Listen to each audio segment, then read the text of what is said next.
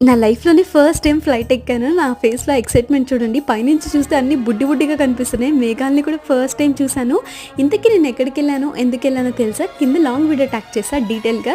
ఒకసారి చెక్‌ఔట్ చేసేయండి. ఇంకా మేమైతే ఎయిర్‌పోర్ట్‌లో దిగిపోయామనమాట. నైట్ అట్లా అయింది టైము. ఇంకా ఫుల్ ఆకలేస్తుంది. సరే ఒకసారి ఎయిర్‌పోర్ట్‌లో ట్రై చేద్దామని చెప్పి ఫస్ట్ అయితే డైట్ కోక్ తీసుకున్నాను.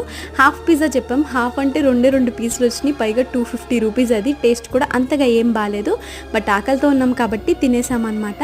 ఇంకా అది మన పొట్టకి ఎక్కడ సరిపోతుంది. ఇంకా అందుకని చెప్పి రూమ్‌కెళ్ళే ముందు ఈ దోస అయితే చెప్పుకున్నాము. ఇక్కడ చట్నీలు అసలు మనలాగుండో నాకైతే అసలుకి నచ్చలేదు. ఏదో సంహౌ మేనేజ్ చేశాను ఉత్తి దోస సాంబార్‌తో.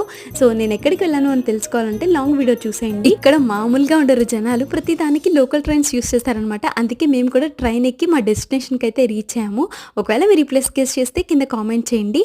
ఇంకా రూమ్‌కెళ్ళేపటికి చాలా అలసిపోయినట్టు అనిపించింది. లాంగ్ వీడియో చూసేయండి ట్యాగ్ చేసా. అంతే బిటు పాపా.